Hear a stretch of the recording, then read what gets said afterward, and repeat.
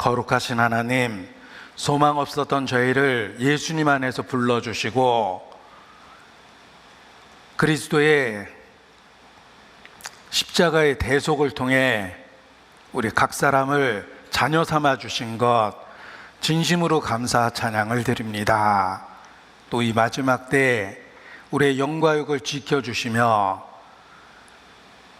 주의 이름을 변함없이 부를 수 있도록 우리의 신앙을 지켜주시는 것도 주님께 감사 찬양을 드립니다. 잠깐 후에 곧 하나님 앞에 섰을 때 착하고 충성된 종으로 칭찬 가운데 주님 만날 수 있도록 이 땅에서의 우리의 삶을 다스려 주시고 또 잘못되고 어그러진 것을 온전케 고쳐주시기를 주님께 기도합니다. 세상에 빛이 되며 소금이 될 수 있도록 주님 붙잡아 주시고 우리의 연약한 가운데서도 주의 권능으로 역사해 주시며 변화시켜 주시기를 주님께 기도합니다. 주 예수를 믿으면 너와 내 집이 구원 얻으리라는 그 약속이 우리의 소중한 가족들에게 이루어질 수 있도록 주님 축복해 주시고 육신의 모든 가족이 영원한 영적 가족이 될 수 있도록 우리의 삶을 사용해 주시기를 주님께 기도합니다. 모처럼의 명절 연휴를 통해서 오고 가는 발걸음을 지켜주시고 또 있는 그곳에서 그리스도를 증거할 수 있도록 함께해 주시기를 주님께 간구합니다. 또 병상에 고난 중에 있는 모든 지체들을 기억하며 주님 앞에 간절한 마음으로 이 시간 함께 기도합니다. 치유의 능력을 더하시며 피할 길을 주시고 어려운 일을 겪은 만큼 모든 일이 합력하여 선이 될 수 있도록 주의 은혜 가운데 함께 해주시기를 주님께 기도합니다. 이 마지막 때를 그리스도의 증인으로 살 수 있는 육신적인 힘도 주시고 또 좋은 상황도 은혜 가운데 허락해 주시기를 주님께 기도합니다. 치유의 손길로 함께 해주시며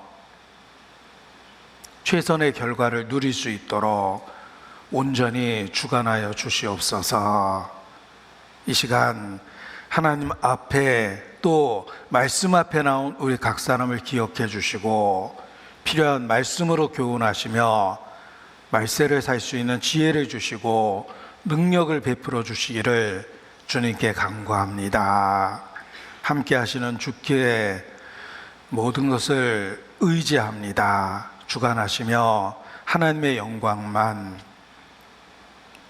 나타내 주시옵소서. 주께 의지합니다. 고마우신 우리 구주 예수님의 이름으로 감사하며 기도합니다. 아멘.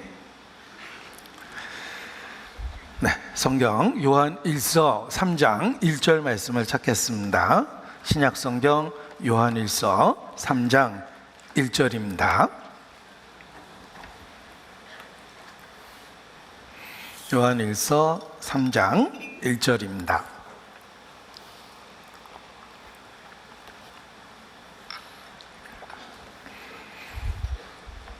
네, 함께 읽겠습니다. 보라, 아버지께서 어떠한 사랑을 우리에게 주사 하나님의 자녀라 일컬음을 얻게 하셨는고 우리가 그러하도다. 그러므로 세상이 우리를 알지 못함은 그를 알지 못함이니라. 주님은 반석, 여러분은 보석, 오늘은 참석, 설교는 도석. 네, 오늘 명절 연휴 기간 중 고향을 방문하기 위해서 길을 떠난 분도 계시고 또 전주에 이렇게 참여하신 외지에서 오신 분들도 계십니다. 주님 안에서 환영합니다. 보라, 보라, 보라. 우리가 항상 영적으로 바라봐야 될 것이 있습니다. 그것은 하나님께서 어떠한 사랑을 우리에게 주셨는지를 생각하는 것입니다. 운전할 때는 정면을 주시하고 정면을 바라보며 운전을 해야 됩니다. 신앙생활을 철로 역정의 길을 간다라고 표현할 때 이 철로 역정의 길을 가는 모든 순간에도 항상 운전할 때 정면을 주시하듯이 바라봐야 될 진리가 있습니다. 그것은 하나님께서 어떠한 사랑을 우리에게 주셨는지를 생각하고 기억하는 것입니다. 그래서 보라 하고 일깨우고 계십니다. 우리가 항상 일깨워야 될 진리, 그것은 하나님이 우리를 어떠한 사랑으로 사랑하셨는지, 하나님은 사랑이시다라는 그 진리 자체입니다. 미국의 D.L. 무디라는 유명한 설교자도 강당을 설계하면서 항상 설교자가 바라보는 그 앞에 God is love, 하나님은 사랑이시다라는 진리를 새겨놓아서 항상 마음에 그 진리를 일깨우고 말씀을 전했다라고 알려져 있습니다. 우리 모두 신앙생활 하는 가운데 항상 일깨워야 될 진리가 하나님은 사랑이시다라는 말씀입니다. 그래서 보라, 주께서 어떠한 사랑을 우리에게 사랑하셨는지를 우리가 영적으로 항상 바라봐야 됩니다. 혼인서약할 때, 건강할 때나 병약할 때나 부할 때나 가난할 때나 즐거울 때나 괴로울 때에도 라는 상관과 상관없이 그 혼인의 언약 관계를 지켜야 된다라고 일깨워 줍니다. 하나님은 사랑이라는 진리도 우리의 삶 속에서 상황과 상관없이 항상 우리에게 스스로 일깨워야 될 절대적인 진리입니다. 삶 가운데 우리가 끝까지 신앙을 지킬 수 있는 방법은 하나님은 사랑이시다라는 진리를 기억하고 붙잡는 것이기 때문에 그렇습니다. 우리가 넉넉히 이기느니라 라는 로마서 8장의 말씀을 기억해 보십시오. 어떻게 넉넉히 이길 수 있습니까? 이 모든 일에 우리를 사랑하시는 이로 말미암아 우리가 넉넉히 이기느니라. 아들을 아끼지 않고 내어주신 이가 그 아들과 함께 어찌 모든 것을 우리에게 주시지 않겠느냐. 우리는 이 모든 일에 우리를 사랑하시는 이로 말미암아 넉넉히 이길 수 있습니다. 따라서 상황과 상관없이 신앙을 지키고 살아갈 수 있는 방법은 하나님은 사랑이시라는 진리를 일깨우는 것입니다. 보라, 주께서 어떠한 사랑을 우리에게 주셨는가, 우리 자신을 일깨워야 됩니다. 늘 설교하기 전에 마음에 일깨우는 찬양이 있습니다. 다 표현 못해도 나 표현하리라, 다 고백 못해도 나 고백하리라, 다 알 수는 없어도 나 알아가리라, 다 닮지 못해도 나 닮아가리라. 그 사랑 얼마나 아름다운지, 그 사랑 얼마나 날 부욕해 하는지, 그 사랑 얼마나 크고 놀라운지, 그 사랑 얼마나 나를 감격하게 하는지.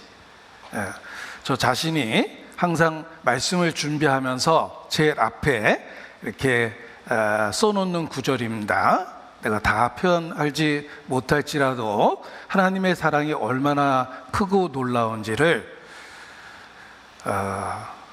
최선을 다해서 전해야 되겠다, 이런 생각을 일깨웁니다. 이것은 우리가 신앙생활을 하는 그 모든 과정 속에서 필요한 것입니다. 보라, 아버지께서 어떠한 사랑을 우리에게 주셨는지를 기억하는 것입니다. 자, 하나님과 관계된 것이 있습니다. 하나님은 거룩하십니다. 의롭습니다. 빛이십니다. 능력 있으십니다. 광대하십니다. 성경이 증거하는 창조주 하나님입니다. 그 하나님에 대해서 여러 가지 말할 수 있는데 우리 개인과 어떤 관련이 있습니까? 그래서 라는 생각이 듭니다. 하나님은 거룩하시다. 우리는 그 앞에 두려움을 느낍니다. 하나님은 의로우시다. 하나님은 광대하시다. 그래서 내 자신은 초라하고 하나님은 크고 놀라운데 그래서 나하고 어떤 관련이 있나 이런 생각이 듭니다. 우리 대통령의 표현처럼 어쩌라고, so what 이런 표현이 생각이 납니다. 전도에 보면 그런 표현을 많이 듣습니다. 성경은 사실입니다. 그래서 어쩌라고. 하나님은 당신을 심판하십니다. 그래서 어쩌라고. 그들은 아무런 반응을 하질 않습니다. 그런데 죄인이 움직일 수밖에 없는 절대적인 진리가 있습니다. 하나님은 당신을 사랑하십니다. 그 창조주 하나님이 우리 각 사람과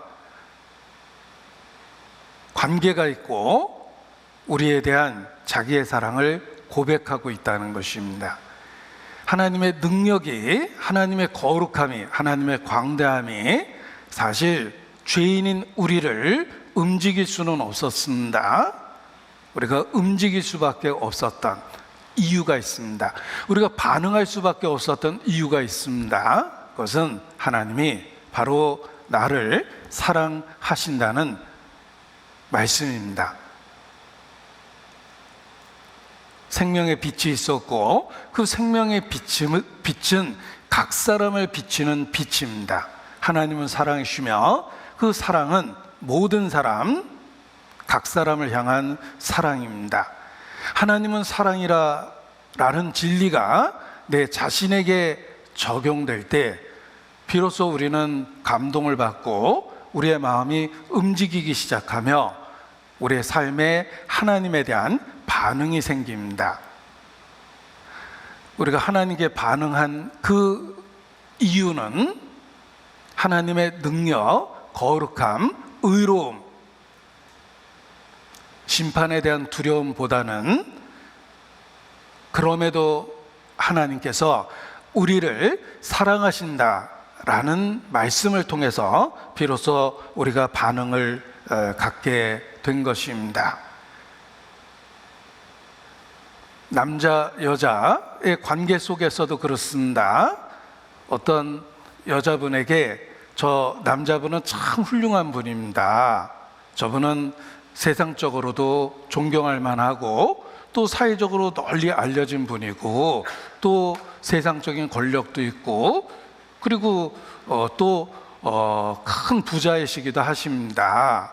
그분에 대해서 열심히 이야기해도 여자는 별 반응이 없습니다. 훌륭한 사람인가 보지 그래서 라는 생각을 하게 될 텐데, 그런데 제가 저분에 대해서 이렇게 열심히 말하는 이유는 저분께서 당신에게 관심이 있다라고 좀 전해달라고 합니다. 당신을 오래전부터 사랑하고 있었다고 이야기합니다 라고 이야기할 때 비로소 여자도 그 남자에 대한 관심을 갖게 될 것입니다. 상대방이 아무리 훌륭하다 하더라도 그것이 나와 무슨 상관이 있습니까? 인간이 하나님에 대해서 그렇습니다. 그런데 그 하나님께서 나 같은 사람을 기억하시고 사랑하신다고 말씀하시기 때문에 우리 마음이 비로소 움직이기 시작했던 것입니다. 우리가 항상 일깨워야 될 진리는 보라, 아버지께서 어떠한 사랑을 우리에게 주셨는지 라는 말씀이며 하나님이 우리를 사랑하신다는 그 진리를 일깨우는 것입니다. 요한일서 3장 1절 보라 아버지께서 어떠한 사랑을 우리에게 주사 하나님의 자녀라 일컬음을 얻게 하셨는고. 하나님께서 어떠한 사랑을 우리에게 주셨습니까? 하나님께서 우리를 어떻게 사랑하셨습니까? 우리는 마음에 의문을 갖습니다. 특별히 내가 살고 있는 상황, 살아왔던 삶을 살펴보면 하나님은 사랑이시다라는 진리를 이해할 수가 없습니다. 우리의 삶에는 고통이 있고 슬픔이 있고 사건 사고가 있고 힘들고 어려운 일이 참 많았습니다. 우리들의 어린 시절은 아름다운 동화가 아닙니다. 힘들고 거친 상황에서 살아내려고 발버둥 쳤던 기억들입니다. 인류 역사를 공부해 보면 전쟁의 연속입니다. 정말 하나님께 저는 감사하는 것은 내 세대의 전쟁을 경험하지 않았다는 것입니다. 정말 특별한 은혜를 주신 겁니다. 인류 역사를 공부해 보면 더욱 절실히 깨달을 수 있습니다. 인간 역사는 반복되는 전쟁의 역사였습니다. 대부분의 사람들은 삶 속에서 여러 차례의 전쟁을 경험합니다. 하나님께서 우리를 사랑하셨다는 말씀 앞에서 우리의 삶을 보십시오. 역사를 보십시오. 현실적인 상황을 보십시오. 도대체 하나님께서 어떻게 우리를 사랑하셨습니까? 마음에 의문이 가득합니다. 이 성경에 표시하시고 말라기서 1장 2절을 보겠습니다. 말라기서 1장 2절입니다.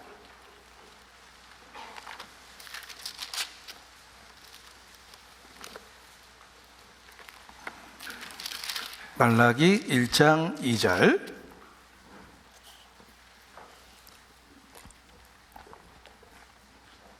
여호와께서 가라사대 내가 너희를 사랑하였노라. 변함없이 예전에도 사랑하고 있고 지금도 사랑하고 앞으로도 계속 사랑한다라는 변함이 없는 시제를 쓴 겁니다. 내가 너희를 사랑하였노라. 하나, 너희는 이르기를 주께서 어떻게 우리를 사랑하셨나이까 하는도다. 우리도 똑같이 본의 아니게 하나님 앞에 이렇게 말대꾸할 수밖에 없습니다. 어떻게 우리를 사랑하셨는데요? 우리 삶에 고난도 있고 슬픔도 있고 어둠도 있고 우울했던 날들이 가득하고 불안한 일들이 많이 있는데 우리는 주기적인 초상을 치르고 있고 그리고 앞으로도 많은 초상을 치를 거라고 예측하고 살고 있는데 우리의 삶에 슬픔이 이렇게 많이 있는데 도대체 하나님께서 어떻게 우리를 사랑하셨습니까? 이런 의문이 우리 마음에 생깁니다. 하나님의 사랑이 어떻게 우리에게 표현되었습니까?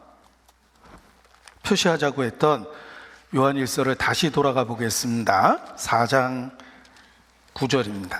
요한일서 4장 9절.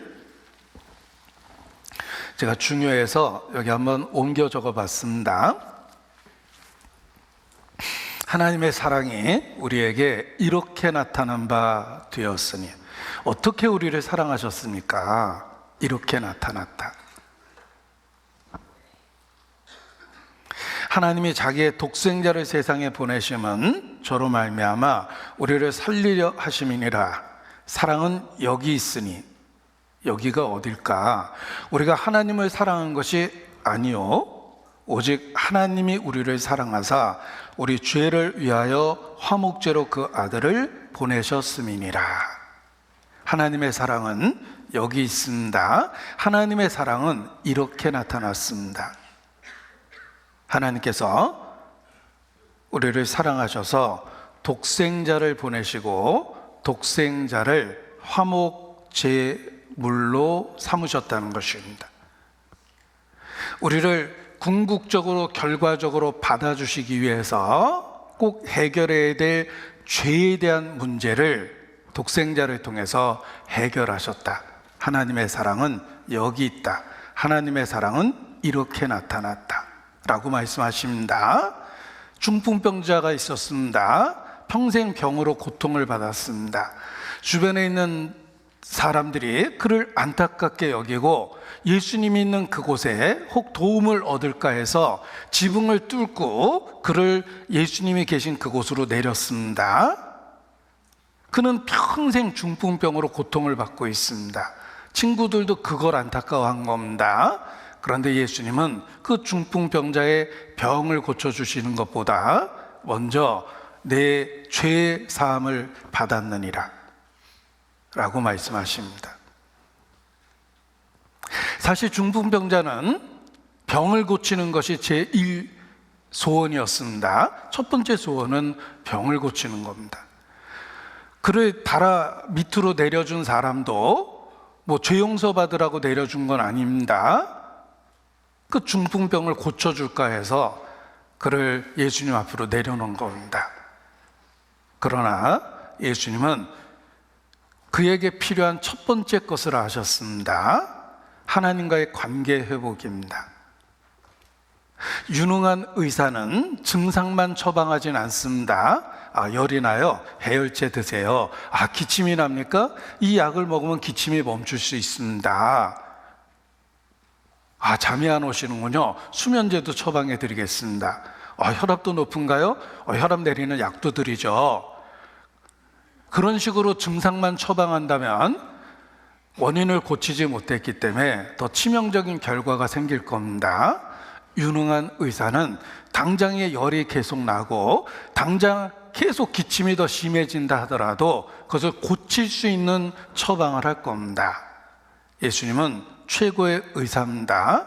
그 사람에게 꼭 필요한 건 죄사함이며 하나님과의 관계 회복입니다. 하나님과 화목하는 것입니다.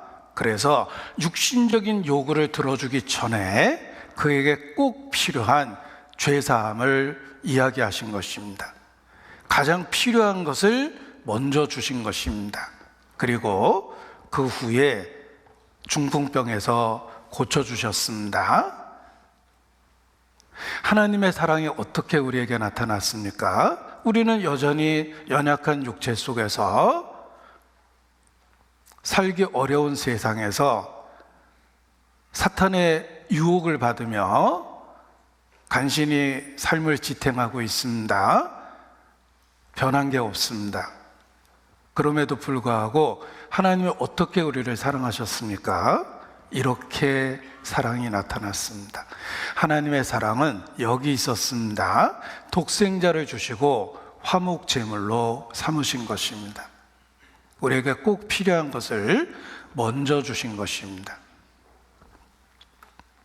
우리가 연약할 때, 우리가 아직 죄인 되었을 때, 우리가 하나님과 원수 되었을 때, 그럼에도 불구하고 하나님은 우리를 사랑하셨습니다. 그래서 독생자를 주셨습니다. 보라, 아버지께서 어떠한 사랑을 우리에게 주셨는지를 일깨워야 됩니다. 독생자를 주시고 화목 제물로 삼으신 것입니다. 성경에 있는 하나님의 사랑에 대한 이야기에 제목을 붙여본다면 원수를 사랑한 신에 대한 이야기입니다. 하나님의 사랑에 대한 이야기를 제목을 붙인다면 원수를 사랑한 신, 인간과 다릅니다. 전혀 다른 차원의 존재가 차원을 넘어서 피조물인 인간, 그것도 그 신이 가장 혐오하고 싫어하는 죄를 갖고 있는 인간, 신을 원수처럼 대하는 그 인간에게 사랑을 고백하고 계십니다. 성경의 사랑에 대한 이야기는 원수를 사랑한 신의 이야기입니다. 우리는 그 사랑의 의미를 예수 그리스도를 통해서 보았고 이해했고 받아들였습니다. 그 사랑을 받아들인 그 손이 바로 믿음입니다. 하나님은 자신의 사랑을 독생자를 내어 주심으로 손을 내미셨습니다. 하나님이 내민 손을 우리가 붙잡는 것이, 그 붙잡은 손이 바로 믿음이다, 이렇게 말할 수 있습니다. 우리의 믿음을 히브리어로 표현하면 아멘입니다. 하나님의 사랑을 받아들이는 것, 우리를 향한 그 하나님의 사랑을 알고 우리는 믿음이라는 손으로 믿음으로 사랑을 받은 것입니다. 아멘. 받아들였다라는 의미를 갖고 있습니다. 아마도 가장 널리 알려진 히브리어는 할렐루야 그리고 아멘이라는 히브리어일 것입니다. 할렐루야는 여호와를 찬양하라. 아멘이라는 말은 진실로 그러하다 라는 의미를 갖고 있습니다.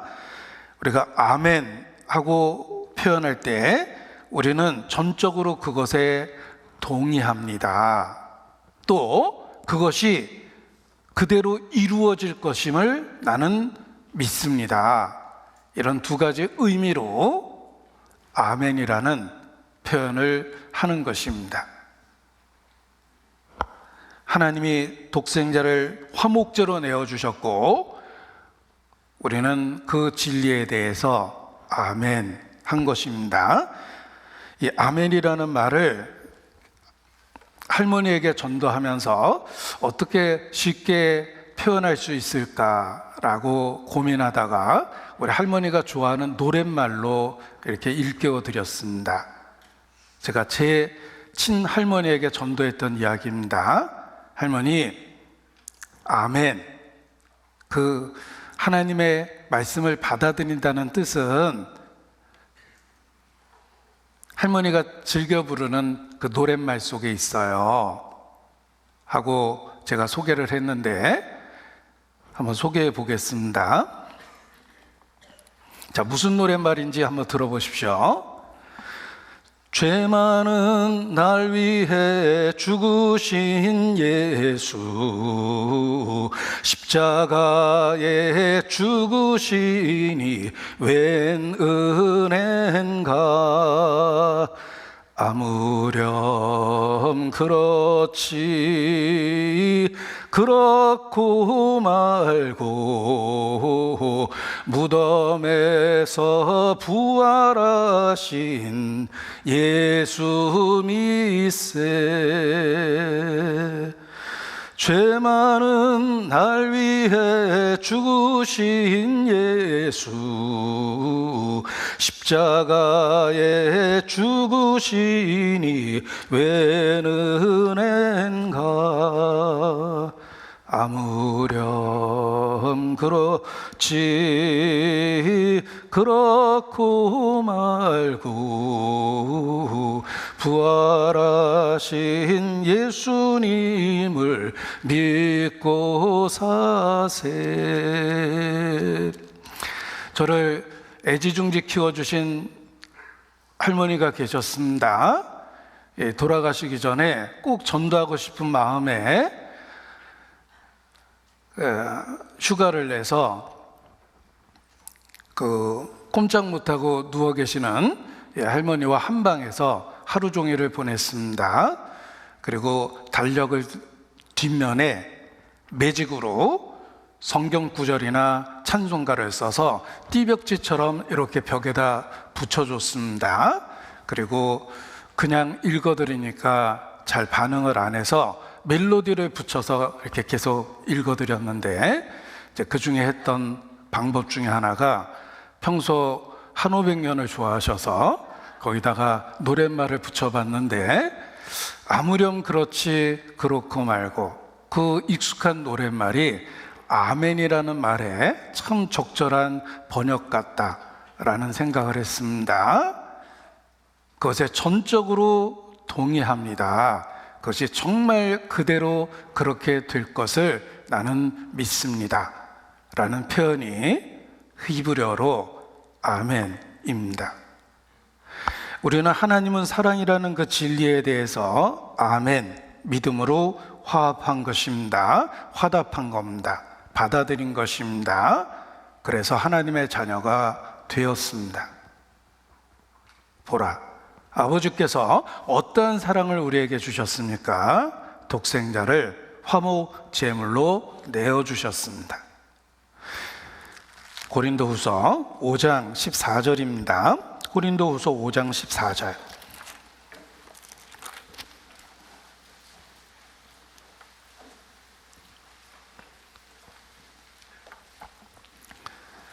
같이 읽겠습니다. 그리스도의 사랑이 우리를 강권하시는도다. 우리가 생각건대 한 사람이 모든 사람을 대신하여 죽었은즉 모든 사람이 죽은 것이라. 한 사람이 모든 사람을 대신하여 죽었다. 이것이 성경에 나타난 하나님의 사랑입니다. 우리를 어떻게 사랑하셨냐면 대신 죽으심으로 그 사랑을 나타내셨습니다. 예수께서 이르시기를 친구를 위하여 목숨을 버리면 이보다 더한 사랑이 없다. 친구의 빚을 1억 갚아줬다, 10억 갚아줬다. 친구를 1억보다 10억보다 더 소중히 여긴다는 뜻일 것입니다. 친구를 위하여 목숨을 버렸다. 이보다 더한 사랑은 없다 라고 예수께서 말씀하시며 내가 너희를 친구라 했다. 나는 너희를 위하여 내 목숨을 버리노라 라고 말씀하셨습니다. 원수를 친구로 받아주겠다는 뜻입니다. 하나님의 사랑은 대신 죽은 사랑입니다. 우리가 생각건대 보라, 생각해 보십시오. 한 사람이 모든 사람을 대신하여 죽었다. 그 한 사람은 육체를 가지신 하나님이셨습니다. 하나님의 아들이라 일컬음을 받습니다. 우리는 땅에서부터 났고 그분은 하늘로부터입니다. 엄청난 격차를 갖고 있음에도 불구하고 기꺼이 사람의 모양으로 오셔서 대신하여 죽으셨습니다. 우리가 성경에서 발견한 하나님의 사랑입니다. 우리는 그 진리를 아멘, 믿음으로 받아들인 것입니다. 그래서 하나님의 자녀가 된 것입니다. 우리 자신에 대해서 생각해 보십시오. 우리는 스스로 존재할 수 없습니다. 자기 심장을 스스로 뛰게 하는 사람이 없죠? 하나님은 스스로 존재하는 자이시나 우리는 그렇지 못합니다. 우리는 철저하게 생명을 받아서 누리는 피조물입니다. 하나님은 숨을 불어넣으시고 우리는 하나님이 주신 숨을 받아서 호흡하며 살고 있습니다. 우리는 피조물이고 생명에 있어서 철저하게 무능합니다. 그리고 거룩하신 하나님 앞에 인간은 더럽고 정욕적이며 죄가 우리와 결코 분리될 수 없을 정도로 우리 자신이라는 전인 속에, 나의 전체 전인 속에 죄가 뒤섞여 있습니다. 농사를 짓는 사람이 농사를 지어보면 흙 속에 흙이 50%, 풀씨와 잡초씨가 50% 섞인 것 같다.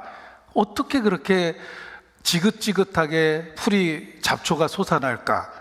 마치 흙 50%, 풀씨 50%를 섞어놓은 것 같다라고 표현하는데 우리 육체가 그렇습니다.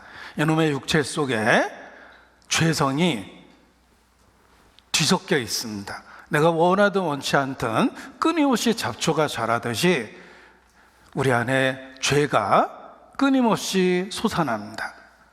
미움, 시기, 질투, 분노, 탐식, 탐욕, 탐색, 강포, 성경이 말하는 모든 죄가 내 속에 있습니다. 나는 피조물이고 무능하고 거기다가 하나님이 가장 싫어하고 혐오하는 죄가 가득한 존재입니다. 그럼에도 불구하고 하나님은 우리를 사랑하신다고 말씀하십니다. 오라 라고 말씀하십니다. 그런데 우리는 갈 수 없는 처지입니다. 주께로 다가가기에는 우리가 너무 더럽고 추악하기 때문에 그렇습니다. 우리 친구들 간에 많이 했던 농담 중에 하나가 야, 네가 천국 가면 인마 천국이 지옥돼 라고 그렇게 표현했는데 서로 농담을 주고받았지만 그렇습니다. 나 같은 사람만 천국에 모아놓으면 그게 천국이 되겠습니까? 오라 라고 말씀하시지만 도저히 갈 수 없는 상태입니다. 그런데 그러한 죄를 하나님 자신이 해결해 주겠다고 선언하십니다. 사람은 할 수 없으되 하나님은 다 할 수 있느니라. 하나님께서 기꺼이 그 문제를 해결해 주겠다고 말씀하십니다. 그것이 구세주 그리스도에 대한 약속입니다. 도대체 어떻게 해결해 주실까? 놀랍게도 그 자신이 우리의 죄의 형벌을 받은 것입니다. 그것이 십자가의 이야기입니다. 원수된 우리를 받아주기 위해서 독생자가 기꺼이 화목 제물이 되셨습니다. 다 이루었다. 우리 죄를 완전하게 해결해 주셨습니다. 그 끔찍한 고난 속에 처절하게 돌아가셨는데 우리 죄가 엄청 심각하기 때문에 그대로 받아줄 수 없다는 뜻입니다. 우리 죄의 무게가 얼마나 크고 심각한지를 끔찍한 고난과 형벌의 모습으로 표현하셨습니다. 십자가는 우리의 죄값을 배나 갚아준 사건입니다. 충분하고 완전하게 해결해 준 사건입니다. 예수님의 그 처절한 죽음의 모습이 우리 죄를 철저하게 갚아주는 모습이었습니다. 우리는 성경을 통해서 그러한 진리를 보았습니다. 믿을 수밖에 없었습니다. 생각건대 한 사람이 모든 사람을 대신하여 죽었다. 우리를 그렇게 사랑해 주신 것입니다. 패션 오브 크라이스트를 만들었던 헐리우드 멜 깁슨이란 배우도 그러한 생각 속에 예수님이 고난받고 죽어가는 모습을 영화로 만든 것입니다. 배우인 자신은 출연하지 않습니다. 왜냐하면 그 예수님에 대한 영화가 연기하는 것처럼 보일까봐 배우인 자신은 출연하지 않습니다. 헐리우드 유명 배우도 쓰지 않습니다. 그것을 꾸며낸 영화처럼 생각할까봐 가능한 잘 모르는 외국계 배우들, 이름 모르는 무명의 배우들을 캐스팅했습니다. 그리고 자기 전 재산을 털어서 예수님이 고난받고 죽어가는 모습만 영화 속에 담아냈습니다. 그가 영화를 만들게 된 동기를 기자들 앞에서 이렇게 표현했습니다. 왜 그런 영화를 만듭니까?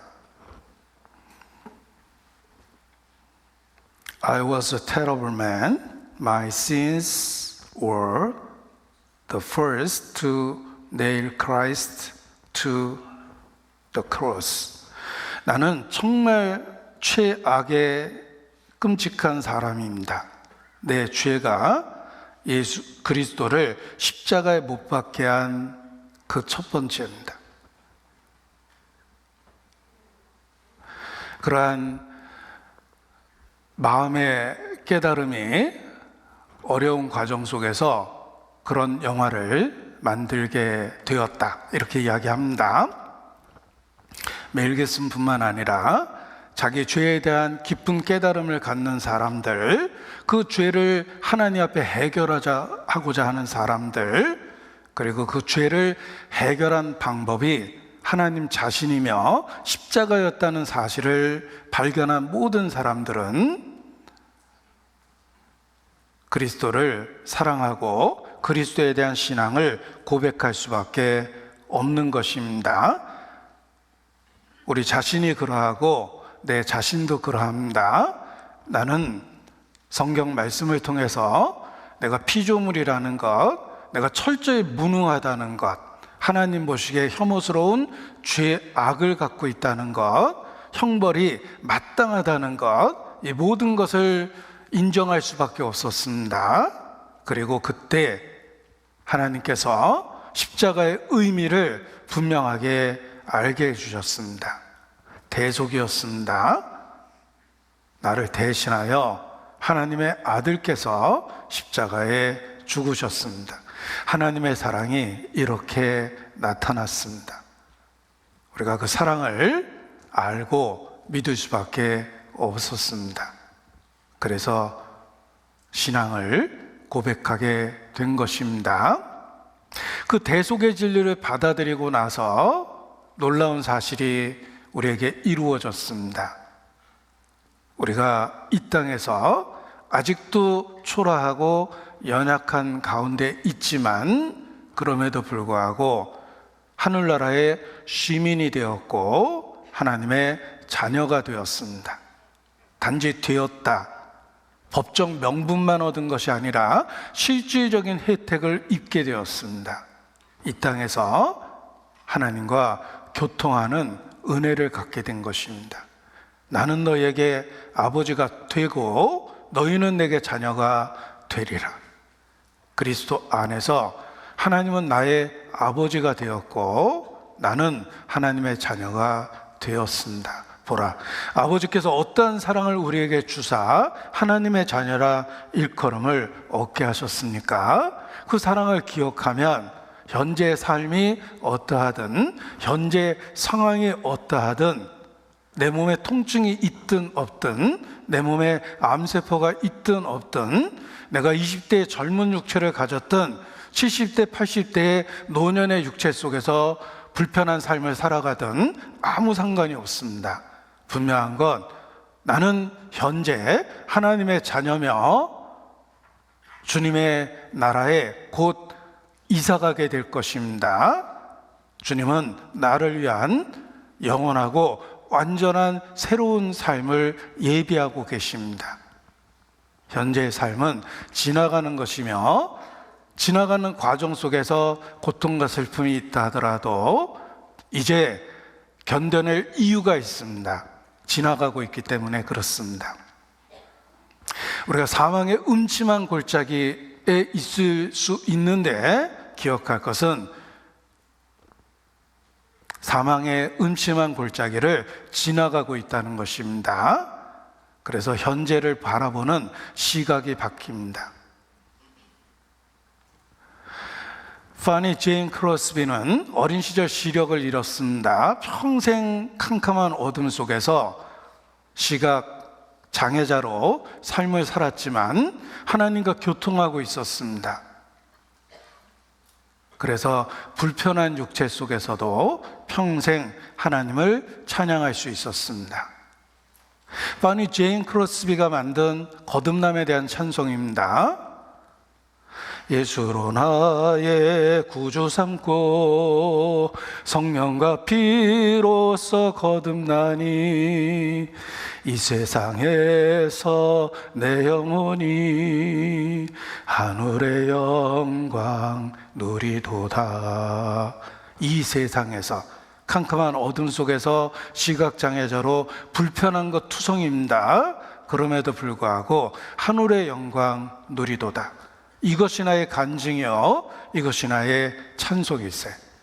정말 그의 말처럼 평생 그는 하나님을 찬양하며 살았습니다. 하나님께서 어떠한 사랑을 주셨는지를 기억하고 그것을 바라보고 살았기 때문에 그렇습니다. 우리 송명희 씨도 중증 장애를 갖고 있습니다. 그녀도 고백합니다. 나 가진 재물 없으나, 나 남이 가진 지식 없으나, 나 남에게 있는 건강 있지 않으나, 나 남이 없는 것 있으니. 그리고 찬양합니다.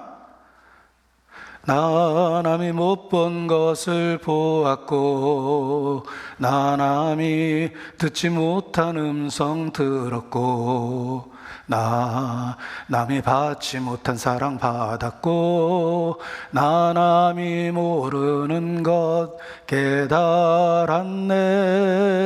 나 남이 못 본 것을 보았다. 송명희 씨뿐만이 아닙니다. 우리가 정말 참된 그리스도인이라면 우리도 보았고 들었고 또 소유하고 날마다 경험하고 있습니다. 그리스도인이 이 땅에서의 삶, 상황이 어떠하든 그것을 견뎌낼 수 있는 이유는 보라, 아버지께서 어떠한 사랑을 우리에게 주셨는지를 기억하고 바라보는 것입니다. 우리가 그러한 사랑을 받았습니다. 그래서 하나님께 감사하고 찬양할 수 있는 것입니다. 하나님은 사랑이십니다. 일회적이 아니에요. 하나님은 시제가 없습니다. I am who I am. 나는 그냥 존재한다. 과거가 없고 미래가 없고 그냥 존재합니다. 하나님은 사랑이십니다. 과거가 없고 미래가 없고 그냥 사랑하시는 거예요.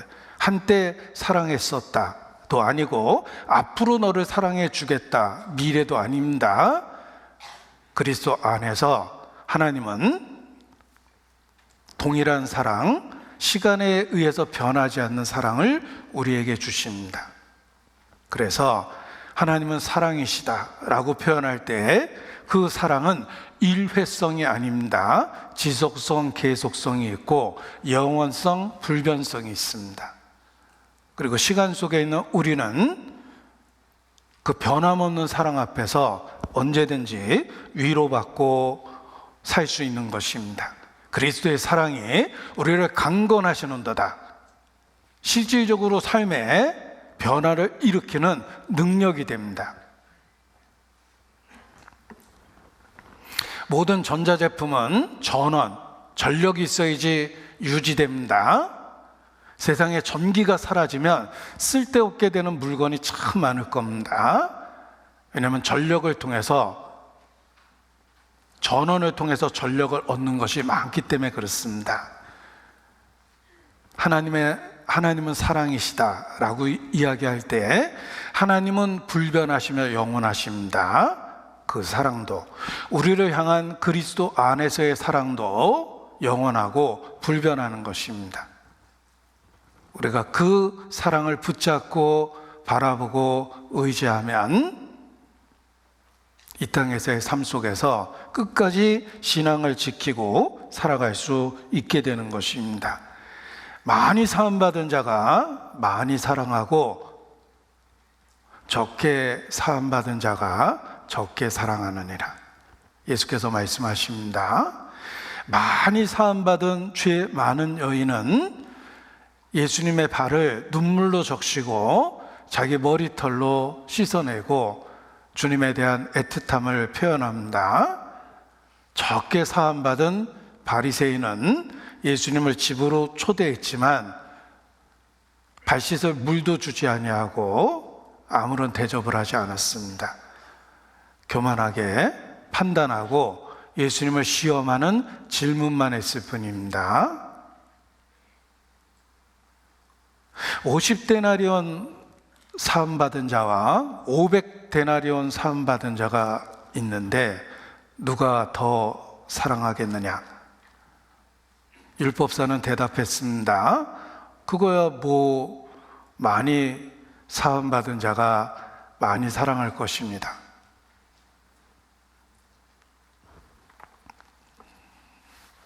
우리가 어떤 상황에서 하나님의 자녀가 되었는지를 기억해 보십시오. 많이 사랑할 수밖에 없습니다. 우리 중에 그 어느 누구도 적게 사함받은 자는 없습니다. 자신의 영적 미련함이 자기가 얼마나 많은 죄 가운데 구원받았는지를 못 깨닫기 때문에 너무 미련해서 하나님에 대한 사랑의 반응이 그토록 적은 겁니다. 우리가 자기의 실체를 제대로 이해하면 많이 사랑할 수밖에 없습니다. 왜냐하면 우리 모두는 틀림없이 많이 사함받은 자기 때문에 그렇습니다. 가장 극악한 죄인을 표현하는 표현은 나 같은 죄인 살리신 주 은혜 놀라워. 가장 극악한 죄인을 표현하는 방식은 나 같은 죄인입니다. 왜냐하면 우리 자신을 들여다보면 주님의 빛으로 우리 자신을 사차시 살펴보면 성경에 나타난 모든 죄악의 모습이 우리 속에 다 있습니다.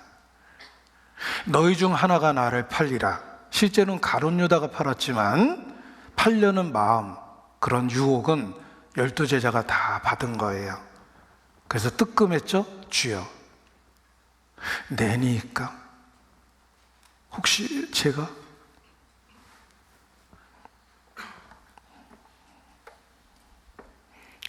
가룟 유다처럼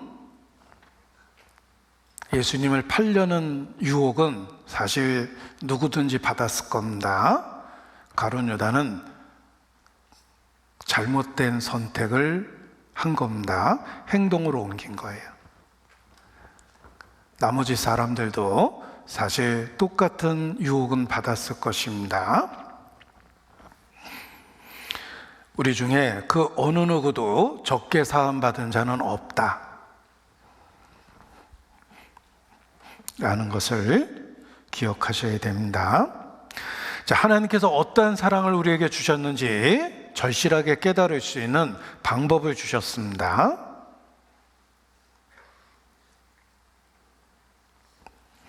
호세아서 11장 4절입니다. 호세아서 11장 4절.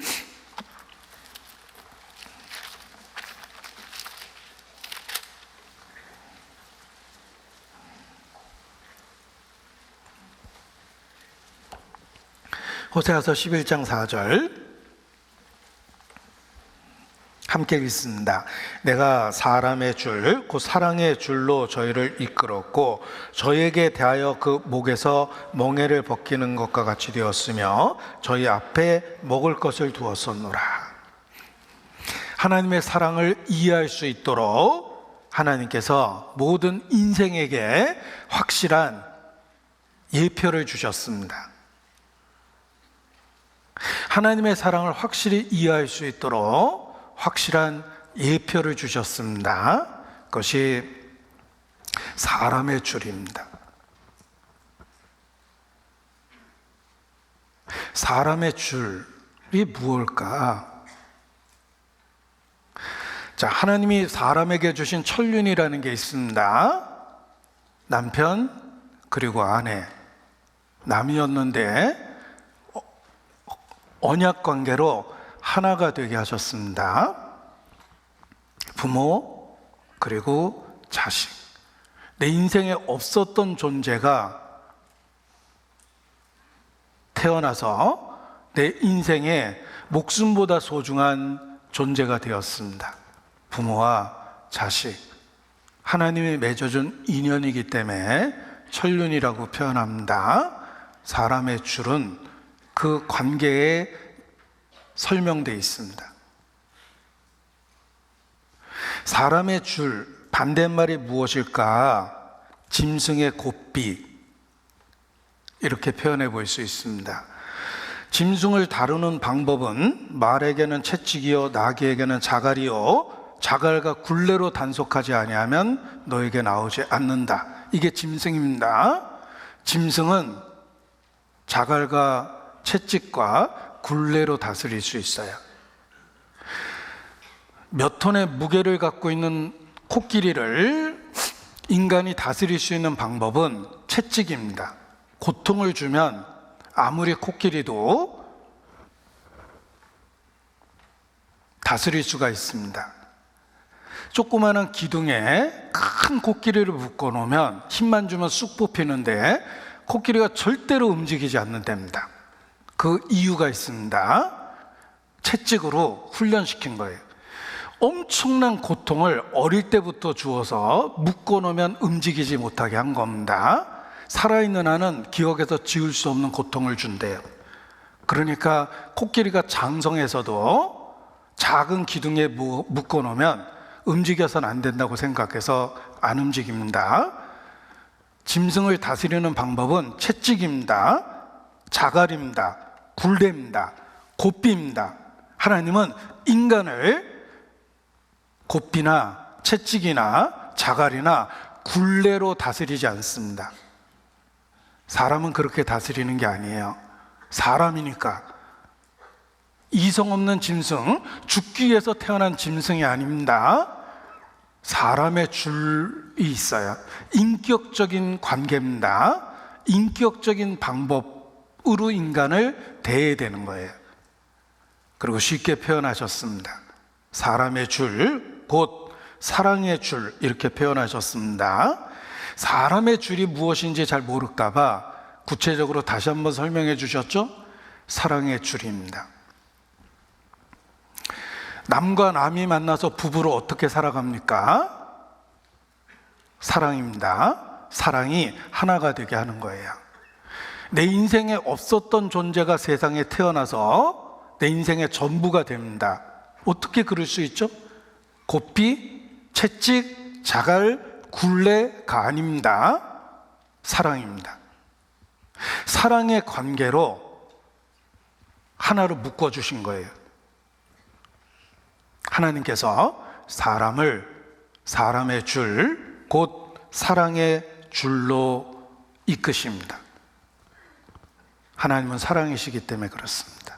그래서 부모 자식이라는 천륜의 관계 속에 하나님이 인간을 어떻게 생각하시는지를 교과서처럼 써놓으신 겁니다. 우리는 부모로 인해서 탄생했습니다. 생명을 누리고 있죠. 날 낳아줬다는 거 하나만으로도, 혹 어린 시절 버렸다 하더라도 평생 부모로서의 의미가 있습니다. 그래서 법적으로도 상속권을 갖는 거예요. 부모와 자식은 살아있는 한 우리 기억 속에서 절대 지울 수 없는 끈, 줄입니다. 하나님이 그러한 방법으로 우리를 이끄신다는 뜻이에요. 따라서 부모 자식이라는 관계 속에 하나님의 마음이 들어있고 하나님이 우리를 어떻게 대하시는지 그 내용이 예표로 들어있는 겁니다. 그토록 애틋한 부모, 그 뒤편에 하나님이 있다는 걸 기억하셔야 됩니다. 제가 부모님 돌아가시고 저는 그렇게 효자가 아닙니다. 제가 늘 얘기한 것처럼 제가 그렇게 효자는 아니에요.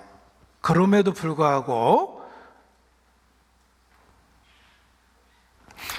부모님이 돌아가셨을 때 한동안은 그 비슷한 것만 봐도 전혀 예측 못할 울음이 터졌습니다.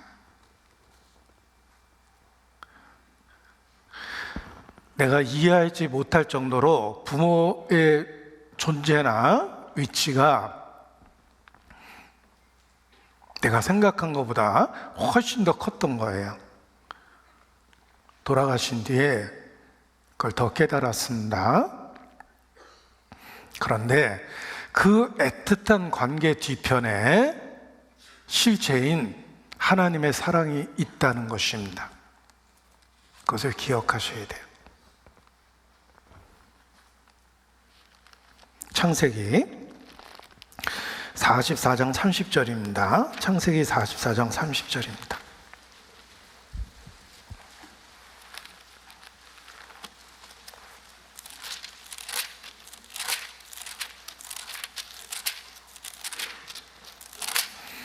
창세기 44장 30절.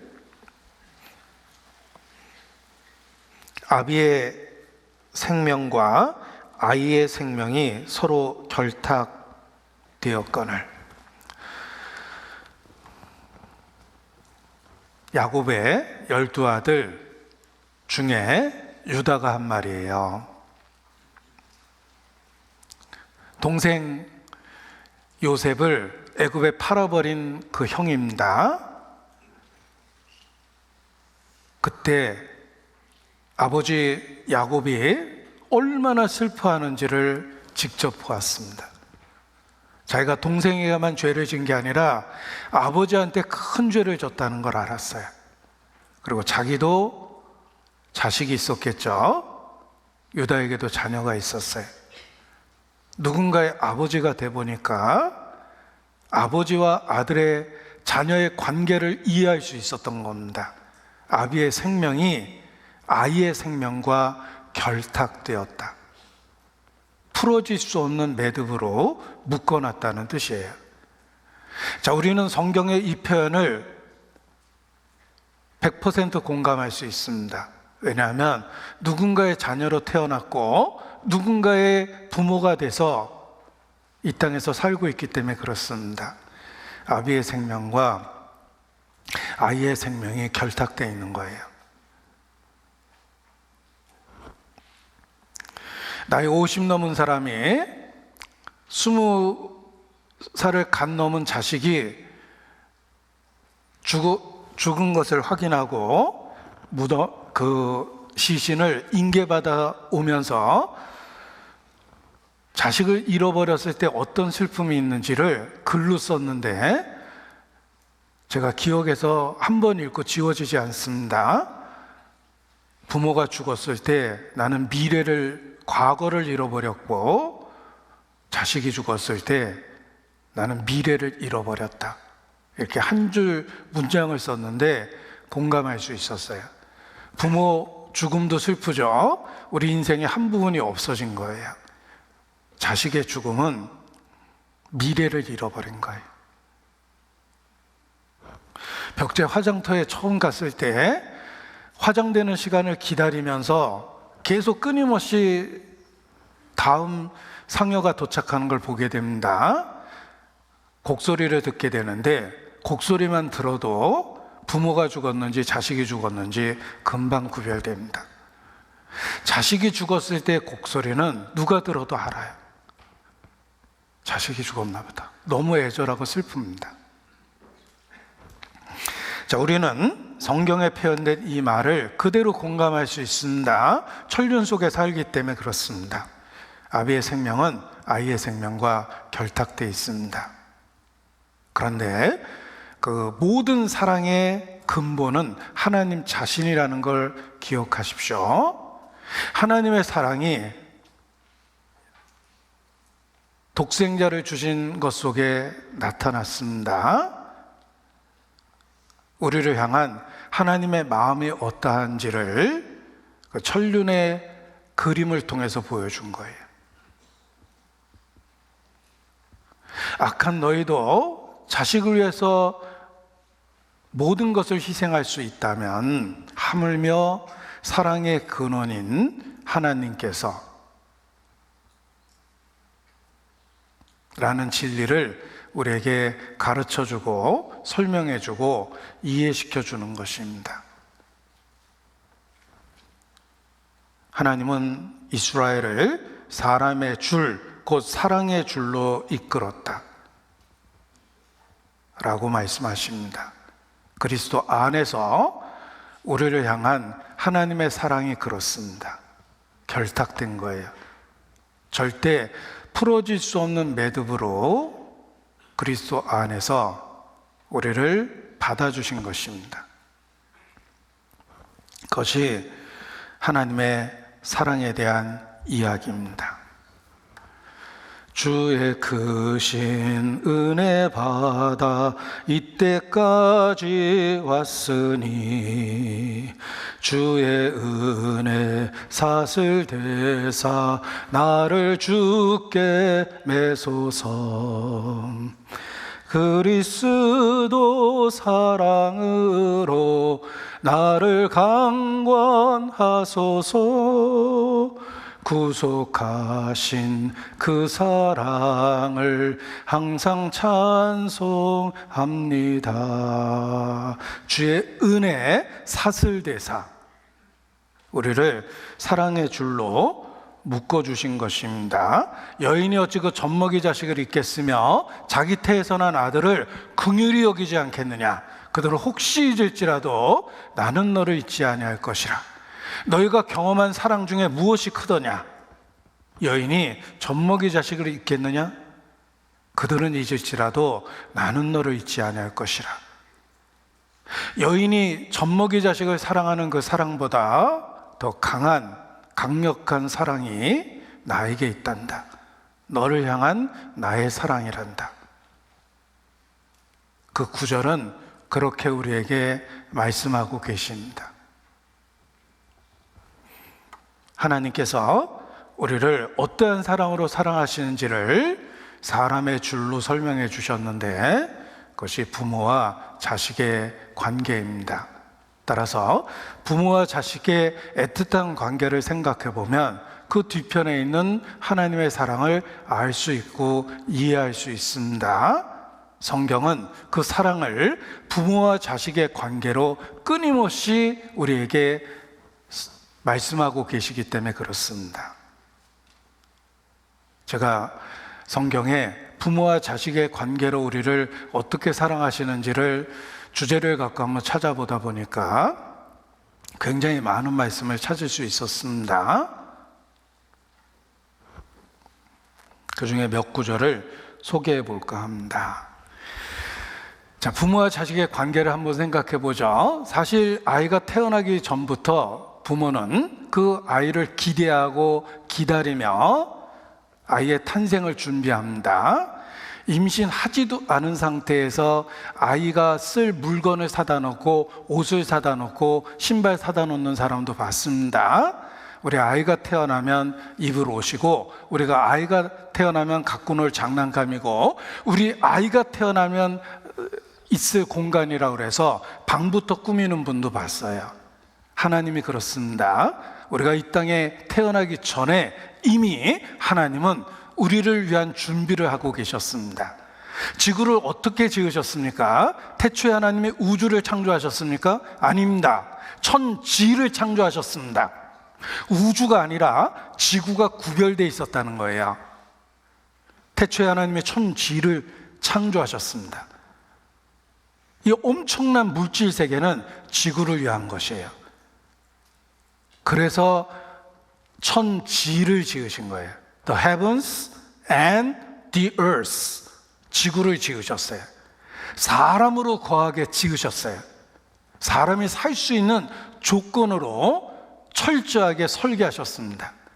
우리가 생존할 수 있는 조건을 지구가 갖고 있습니다.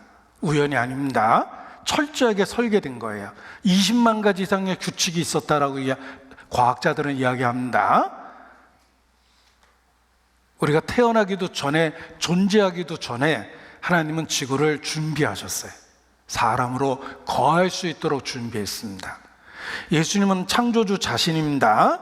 그는 말씀이 육신이 된 분입니다. 그가 태초에 하나님과 함께 계셨고 만물이 그로 말미암아 지은 바 되었으며 지은 것이 하나도 그가 없이는 된 것이 없느니라. 예수님은 창조주 자신이셨습니다. 사람이 살아갈 세계를 지으시면서 사람을 생각하고 기대하며 기뻐하셨어요. 우주를 만든 것 자체를 기뻐하신 것이 아니라 사람이 살 수 있는 세상을 만들고 있다는 걸 기뻐하셨습니다. 잠언 8장입니다. 잠언 8장. 예수님의 선제, 창조 이전에 계셨던 걸 입증하는 말씀, 잠언 8장이라고 그럽니다. 잠언 8장에는 지혜가 있고 예수님은 지혜라고 일컬어지는 말씀이 육신이 되신 분이며 잠언 8장에 있는 지혜, 곧 의인화된 지혜는 예수 그리스도 자신이다, 이렇게 이야기합니다. 30절입니다. 내가 그 곁에 있어서 창조자가 되어 날마다 그 기뻐하신 바가 되었으며 항상 그 앞에서 즐거워하였으며 사람이 거처할 땅에서 즐거워하며 인자들을 기뻐하였었느니라. 지구를 조성하고 있는 그때 인간이 살아갈 모습을 생각하고 기뻐하셨다는 거예요. 이게 앞에부터 쭉 그런 이야기입니다. 23절부터 보면 만세 전부터 상고부터 땅이 생기기 전부터 내가 세움을 입었나니 아직 바다가 생기지 아니하였고 큰 샘들이 있기 전에 내가 이미 났으며 산이 세우심을 입기 전에 언덕이 생기기 전에 내가 이미 났으니. 의인화된 지혜예요. 예수님 자신이에요. 만물이 조성되기 전부터 내가 있었다. 예수님의 선제라고 그래요. 만물 이전에 계셨던 하나님이셨습니다. 내가 그 곁에 창조자가 되어 사람이 거처할 땅을 보고 즐거워하고 기뻐했다. 우리가 태어나기 전에도 하나님은 이 세상을 만드시며 우리가 살아갈 세상을 준비하며 기뻐하셨다는 뜻입니다. 주의 손가락으로 만드신 주의 하늘과 주의 베풀어 두신 달과 별을 내가 보오니 사람이 무엇이간데 주께서 저를 생각하시며 인자가 무엇이간데 주께서 저를 권고하시나이까. 너희는 눈을 들어 누가 이 모든 것을 창조하였나 보라. 엄청난 하늘이 보입니까? 우주가 보입니까? 태양과 달이 보입니까? 정교한 설계 속에서, 규칙 속에서 인간이 생존할 수 있는 법칙을 만들고 있습니다. 사람이 무엇이간데.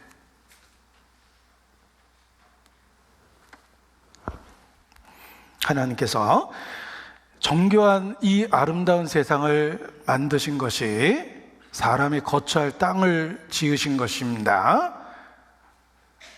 인간이 만들어지기 전에 하나님은 즐거움과 기쁨 속에서 그 일을 하시고 준비하셨다는 것입니다.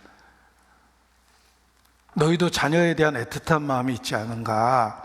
오랫동안 기다렸던 자식을 생각하며 모든 것을 준비하지 않겠느냐?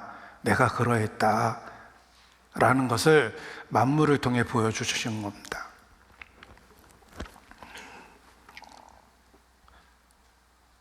보험회사 다니는 그리스도인이 좋아하는 노래인데, 보험회사 다니는 그리스도인이 좋아하는 노래가 있더라고요.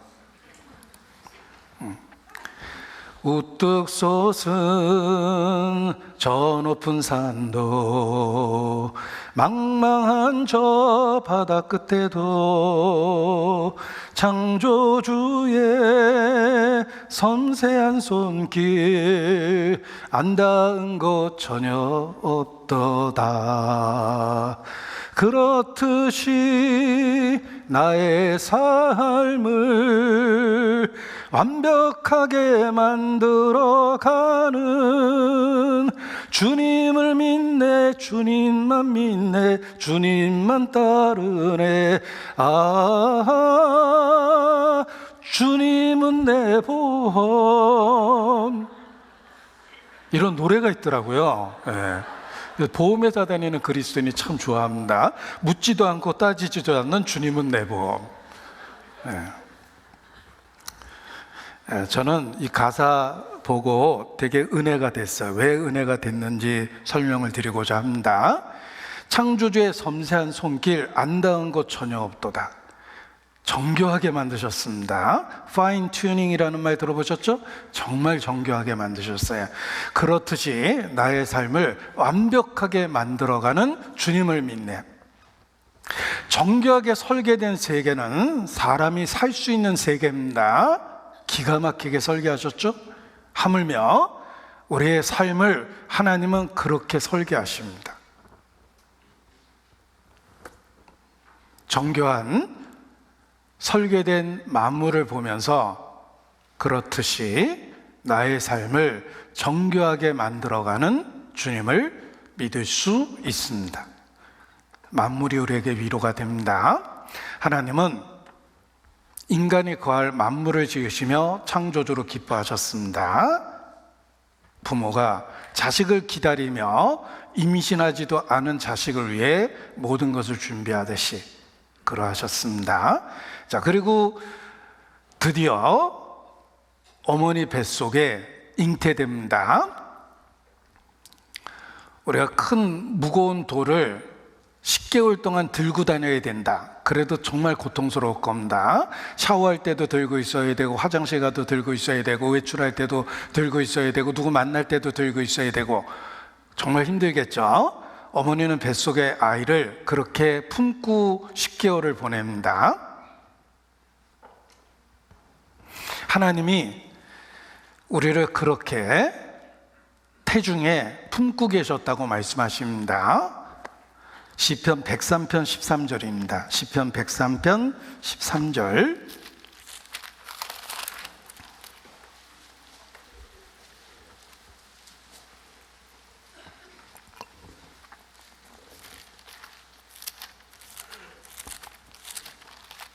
시편 103편 13절입니다. 함께 읽습니다. 아비가 자신을 불쌍히 여긴 같이 여호와께서 자기를 경외하는 자를 불쌍히 여기시나니. 자, 불쌍히 여긴다고 말씀하셨습니다. 이 불쌍히 여긴다는 말이 긍휼이라는 뜻인데, 그 단어가 히브리어에 아이를 잉태하고 있는 자궁이라는 뜻을 갖고 있어요. 아이가 머무는 어머니의 태에 그 자궁을 히브리어 단어가 긍휼과 불쌍히 여기다는 단어예요. 고대어는 제한된 단어로 다양한 뜻을 갖고 있었습니다. 히브리어가 그렇습니다. 아이가 잉태돼서 성장하는 그 태중을, 그 단어가 불쌍히 여긴다는 단어와 같은 단어입니다. 생각해 보라는 뜻이에요. 하나님이 우리를, 여자가 자신의 태중에서 아이를 잉태해서 키워나갔듯이 긍휼이라는 은혜로 우리를 품고 있었다는 뜻이에요. 우리를 불쌍히 여겼다는 게 그런 단어입니다. 우리를 긍휼이라는 태로 우리를 품고 계셨기 때문에 마침내 우리를 구원해 주신 것입니다. 태중에서 아이가 만들어집니다. 주께서 내 장부를 지으시며 나의 모태에서 나를 조직하셨나이다. 내가 주께 감사함은 나를 지으심이 신묘막측하심이라. 주의 행사가 기이함을 내 영혼이 잘 아나이다. 시편 139편입니다. 주께서 내 장부를 지으시며 나의 모태에서 나를 조직하셨나이다. 지으시고 조직하셨다고 되어 있죠. 여자가 뜨개질을 통해서 하나하나 떠가면서 모양을 만들어내듯이 태중에서 우리를 조직해 나가셨다는 뜻입니다.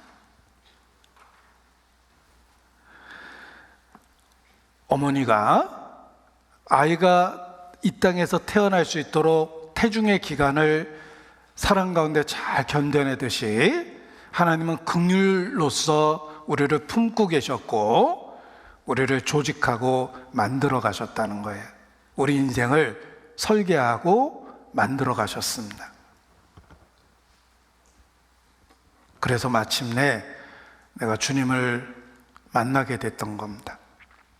그래서 태중에서 품고 있는 어머니의 사랑과 같이 하나님은 긍휼이라는 불쌍히 여김으로 우리를 품고 인간 역사를 끌고 오신 겁니다. 그토록 죄를 미워하심에도 불구하고 수천 년 인간 역사를 끌고 오신 것은 불쌍히 여기신 거고, 그 불쌍히 여기셨기 때문에 그 오래 참음이 우리의 구원이 된 겁니다. 우리 인생을 설계하고 만들어 가셨어요. 주님을 만날 수 있도록 설계해 주셨습니다. 그리고 마침내 우리를 낳으셨는데 성경은 진리의 말씀으로 너희를 낳으셨다 이렇게 표현합니다. 우리를 낳으셨는데 진리의 말씀으로 너희를 낳으셨다. 우리의 거듭난 것은 살아있고 항상 있는 말씀으로 되는 것이니라. 우리가 이 세상에 영적 생명을 갖고 태어날 때 하나님은 말씀으로 우리를 낳으셨다 이렇게 표현했습니다. 마침내 진리, 구원의 복음을 통해서 우리를 낳아주셨습니다. 우리는 복음을 통해서 예수 그리스도를 알게 되었습니다. 믿을 수밖에 없었습니다. 믿는 우리에게 하나님의 자녀가 되는 권세를 주셨습니다. 영접하는 자, 곧 그 이름을 믿는 자에게 하나님의 자녀가 되는 권세를 주셨어요. 나는 너에게 아버지가 되고 너희는 내게 자녀가 되리라. 원래는 아니었는데 어느 순간에 되었습니다. 그 어느 순간이 진리의 말씀으로 우리를 낳으신 거예요.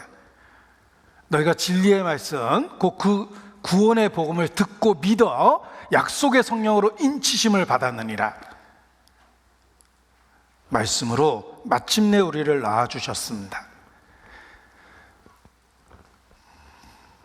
아버지는 하나님이고 어머니는 교회입니다. 우리는 교회를 통해 아버지의 씨앗, 말씀을 통해서 생명을 얻게 된 거예요. 마침내 진리의 말씀으로 우리를 낳아주셨습니다. 그걸 우리를 구원하시는 과정을 해산에다 비유하신 거예요. 요한복음 16장입니다. 16장 21절. 요한복음 16장 21절.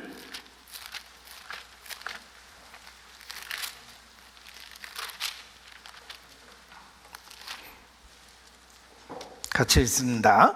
여자가 해산하게 되면 그때가 이르렀으므로 근심하나 아이를 낳으면 세상에 사람 난 기쁨을 인하여 그 고통을 다시 기억지 아니하느니라. 자신의 십자가의 사건을 여자가 해산하게 되는 것에 비유하셨습니다. 해산의 과정을 겪어야만 새 생명을 얻을 수 있습니다. 산고의 고통을 겪어야만 생명을 품에 안을 수 있습니다. 예수님은 우리를 구원하시는 십자가 사건이 다가오고 있는 것을 여자가 해산하게 된 것과 같다, 이렇게 말씀하십니다. 그 해산의 고통을 통해서 진리의 말씀으로 우리를 낳아주셨습니다. 이사야서 42장 14절, 이사야서 42장 14절, 구약에 예고되어 있었습니다. 이사야서 42장 14절입니다. 구원의 약속이 있었는데 구약시대에 구원의 약속을 해산하는 것으로 설명해 주셨습니다. 14절 같이 읽죠. 내가 오랫동안 고요해하며 잠잠하여 참았으나 이제는 내가 해산하는 여인과 같이 부르짖으리니 숨이 차서 심히 헐떡일 것이라. 십자가의 고통을 해산하는 여인의 고통으로 예언하셨습니다. 내가 너희를 구원할 것이다. 내가 해산하는 여인과 같이 부르짖고 숨이 차서 심히 헐떡일 것이다. 하나님이 어떤 과정을 통해 우리를 구원할지를 구약 성경에 이렇게 예언하셨습니다. 십자가는 해산의 산고요, 출산의 고통입니다. 그 십자가의 사건을 통해서 우리를 낳아주셨습니다. 자, 아이가 태어나면 아이에게 필요한 여러 조치를 해줍니다. 아이가 호흡할 수 있도록 여건을 만들어주고 깨끗이 닦아주기도 하고 체온을 유지할 수 있도록 감싸주기도 하고 또 불결한 것을 소독해서 감염의 위험을 막아주고 그렇습니다. 우리 예전에 자녀를 낳으면 이렇게 금줄을 쳤죠. 자식을 낳으면 대문 앞에 이렇게 금줄을 쳤는데 이게 신생아가 있으니까 조심하라는 의미를 갖고 있습니다. 하나님은 아이가 태어나면 여러 가지 아이를 위한 조치를 해야 되는데 교회를 통해서 처음 구원 얻은 생명이 잘 자랄 수 있도록 그런 조치를 해줍니다. 에스겔 16장 4절입니다. 에스겔 16장 4절.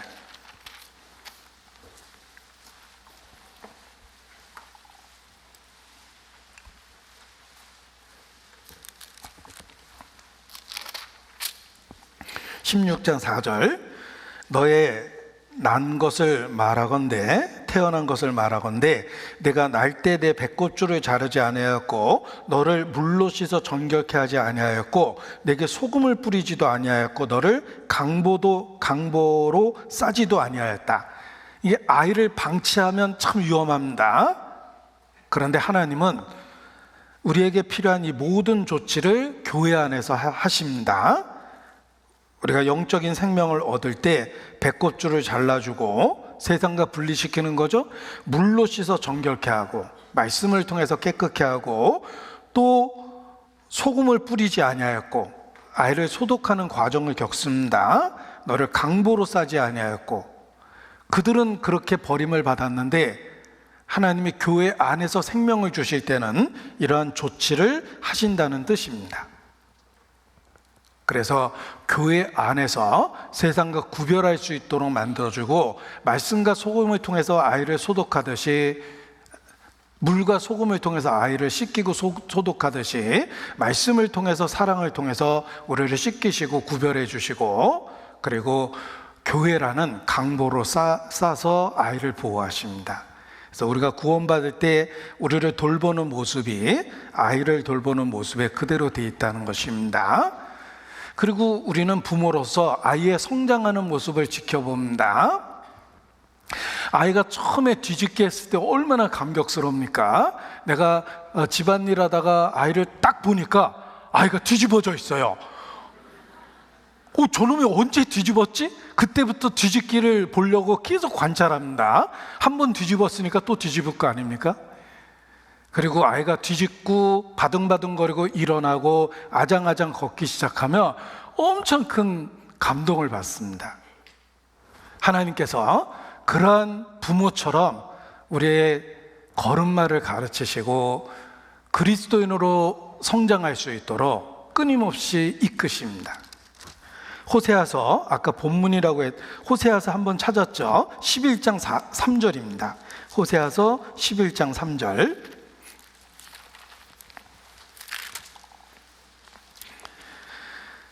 그러나 내가 에브라임에게 걸음을 가르치고 내 팔로 안을지라도 내가 저희를 고치는 줄을 저희가 알지 못하였다. 자, 하나님은 그들을 돌봐주십니다. 걸음을 가르치고 팔로 안아주시고, 우리가 구원받고 하나님의 자녀가 되면 하나님은 우리로 하여금 하나님의 자녀답게 성장할 수 있도록 걸음을 가르치고 팔로 안아주십니다. 독수리도 새끼를 키우면서 보금자지를 어지럽혀 새끼가 날아오를 수 있는 기회를 주고 떨어질 것 같으면 달려가서 날개로 받아줍니다. 그걸 반복해서 아이가 비행할 수 있도록 만들어주는 거예요. 성경은 독수리가 그 새끼를 날개로 받는 것과 같이 여호와께서 너희를 인도하신다. 자녀를 그렇게 돌보는 마음이 하나님에게 있다는 뜻이에요. 하나님의 마음을 독수리가 새끼를 양육하는 모습으로 설명해 주셨고, 부모가 자식의 걸음마를 가르치는 모습 속에서 하나님이 우리를 가르치고 있다는 것을 일깨워 준 겁니다. 그런 돌보심 속에서 우리의 신앙을 양육하십니다. 그리고 4절 보면 그 뒤편입니다. 저에 대하여 그 목에서 멍에를 벗기는 자 같이 되었으며 저희 앞에 먹을 것을 두었다. 예. 아이가 끊임없이 먹어야 되기 때문에 부모 입장에서는 끊임없이 먹을 것을 준비합니다.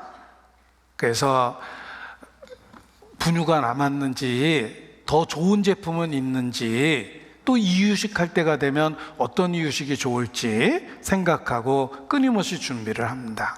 그와 같이 하나님께서 저희 앞에 먹을 것을 두었다. 우리를 영적으로 양육하기 위해서 그와 같은 하나님의 돌보심이 있다는 뜻입니다. 까마귀 새끼가 하나님을 향하여 부르짖고 먹을 것이 없어서 오락가락할 때 그것을 위하여 먹을 것을 예비하는 자가 누구냐? 욥기 38장에 그런 말씀을 하셨습니다. 까마귀 새끼 하나도 하나님이 먹을 것을 예비하신다 라는 뜻입니다. 하물며 너희일까 보냐. 우리를 구원하시고 방치하시는 것이 아니라 하나님은 끊임없이 먹을 것을 우리를 위하여 준비하십니다. 내가 사랑의 줄로 너희를 이끌었는데 너희 앞에 먹을 것을 두었다. 그리고 아이가 아직 제대로 걷지 못할 때 한두 걸음 걷다가 넘어지면 부모는 기꺼이 그 아이를 안고 다닙니다. 하나님의 마음을 보여준 거예요. 제가 분당 6층 아파트에 살았었는데 그때 첫 아이가 태어났습니다. 곤란한 건 그 아이가 주차장에서 잠이 들었을 때, 그러니까 먼 길을 왔는데 도착해 보니까 잠이 들었어요. 집은 6층이었습니다. 주차장에서 아이를 안고 6층까지 이동을 해야 되는데 얘가 안기에는 너무 많이 자랐어요. 그래서 깨워서 걸려서 가야 되겠다 라고 생각하고 아이를 바라보면 그 잠든 아이를 깨우는 게 너무 아까웠어요. 그래서 무리되지만 그 아이를 기꺼이 안습니다. 안기에는 너무 커버렸어요, 아이가.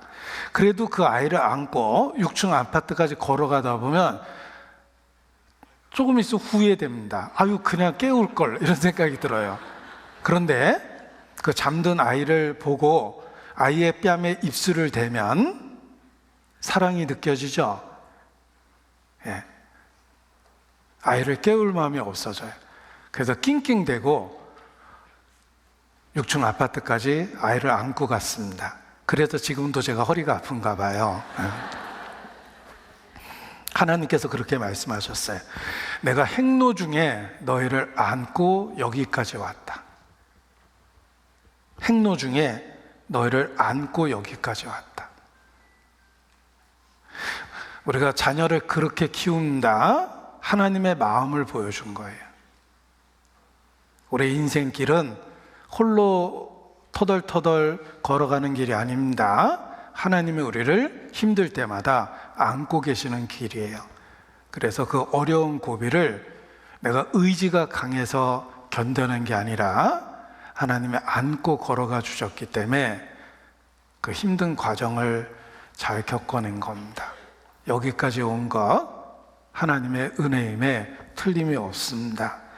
그리고 우리의 성장기 때 정말 말 안 들었던 시절이 있습니다. 부모에게 꼬박꼬박 말대꾸했던 시절이 있죠. 예. 제가 양심의 가책 때문에 지금 말문이 막혀버렸어요. 우리 어머니가 저한테 했던 제일 심한 말입니다. 너도 너하고 똑같은 거 나서 키워봐, 이 자식아. 섬뜩했어요. 나하고 똑같은 거 나면 어떡하지? 안 나는 게 낫겠다. 그렇게 말 안 들었던 시절이 있었습니다. 그럼에도 불구하고 그 시절을, 그 위기의 시절, 질풍노도의 시절을 그래도 잘 견뎌냈어요. 부모가 있었기 때문에 그 철없던 시절에 큰 사고 안 치고 잘 자란 겁니다. 하나님의 마음이 그렇습니다. 암탉이 그 새끼를 날개 아래 모으려는 것처럼 내가 너희를 모으려 했던 것이 몇 번이냐? 내가 선지자를 보내되 부지런히 너희에게 보내지 아니하였느냐? 여러분, 책망을 듣고 똑같은 책망을 또 듣지 않습니까?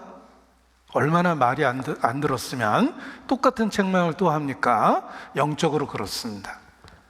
그럼에도 불구하고 여전히 우리에 대하여 참고 계세요.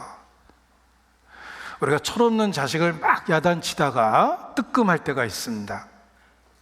하나님 앞에 딱 내 모습이에요. 내가 아이를 야단칠 자격이나 있나, 이런 생각이 들 때가 있어요. 이 자녀가 문득 우리에게 거울이 됩니다. 탕자가 먼 나라로 도망가서 돈 있을 때는 아버지 생각 안 했습니다. 돈 떨어지고 가장 비참한 순간에 비로소 아버지 생각을 했습니다. 아버지에게 가자. 품꾼의 하나가 되는 게 낫겠다. 그런데 아버지는 아들이 집 나간 이후 아들을 잊어본 적이 없습니다. 왜냐하면 늘 아들을 기다리고 있었어요. 탕자가 아버지께로 돌아갈 때 아직도 상거가 먼데 아버지가 저를 보고 측은히 여겨 달려가 목을 안고 입을 맞추었다. 내 아들아. 아버지의 마음을 보셨습니까?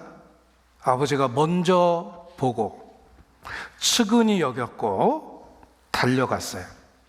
목을 안고 입을 맞췄어요. 자식은 돌아오기만 했는데 아버지는 5가지가 표현되어 있죠. 그 탕자를 받아주는 마음이 하나님의 마음을 우리가 이해할 수 있도록 표현해 준 겁니다.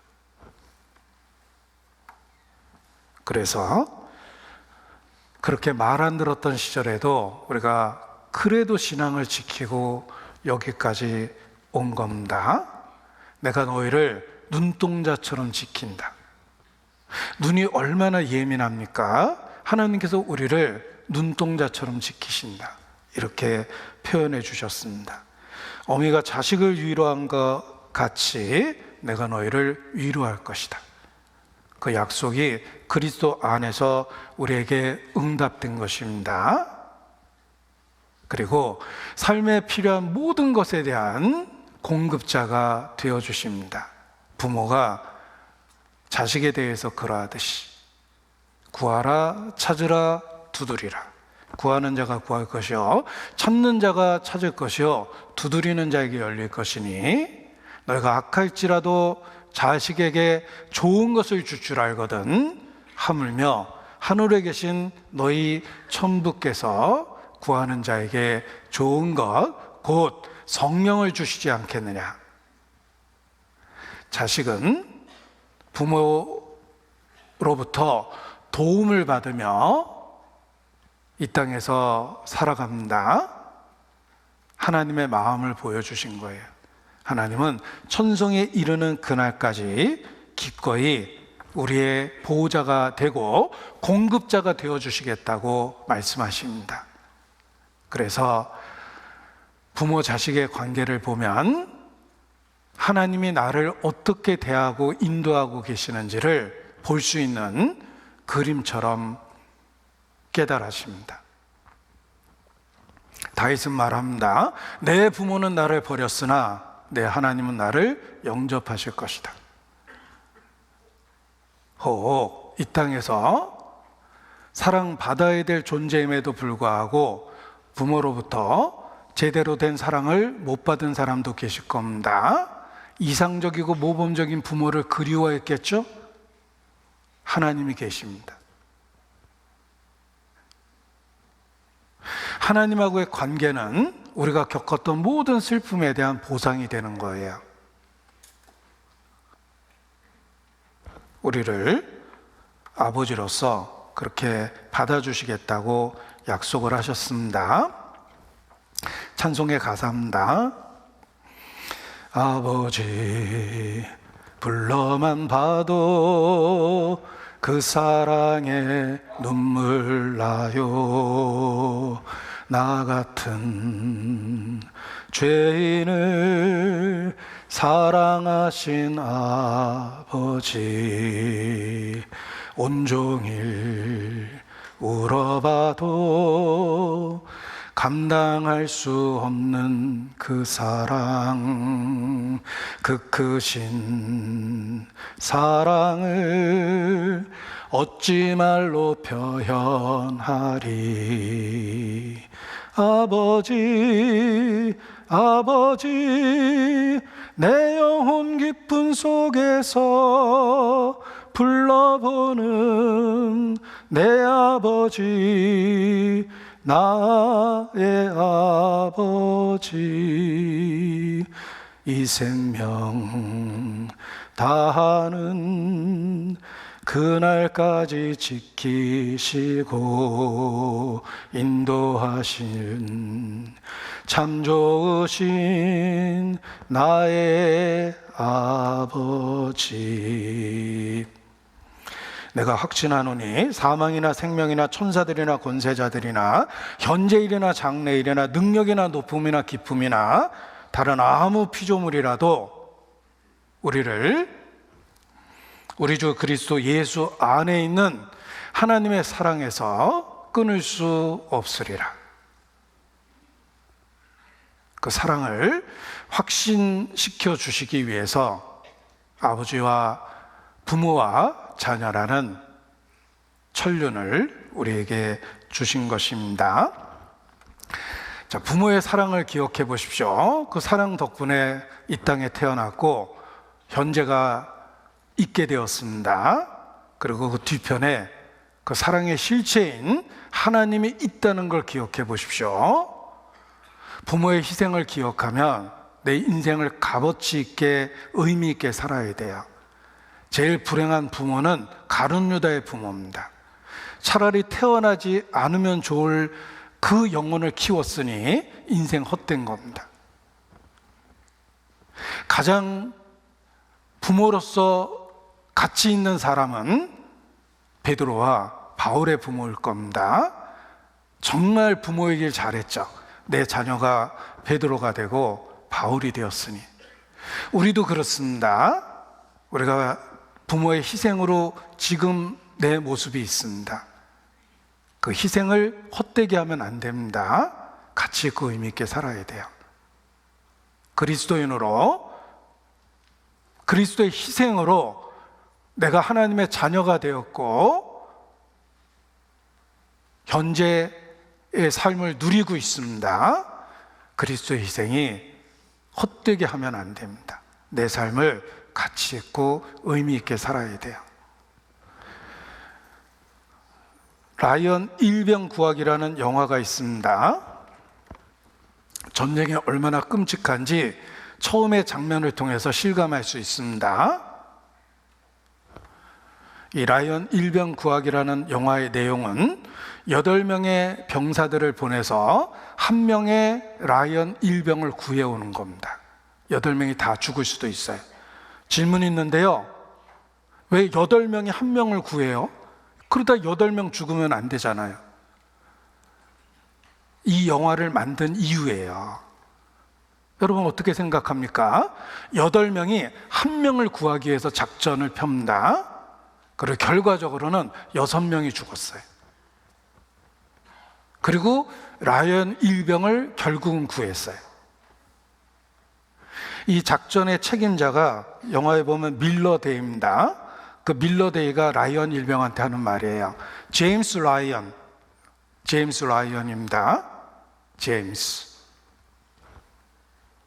죽어가면서 했던 이야기입니다. On this, on it 이렇게 하고 죽어요. 이 on이라는 단어가 얼핏 생각하면 돈 벌다라는 단어가 on이거든요. 근데 의역하면 그것을 가치 있게 만들어라, 가치 있는 것을 얻으라 이런 뜻이잖아요. 그것을 가치 있게 하라.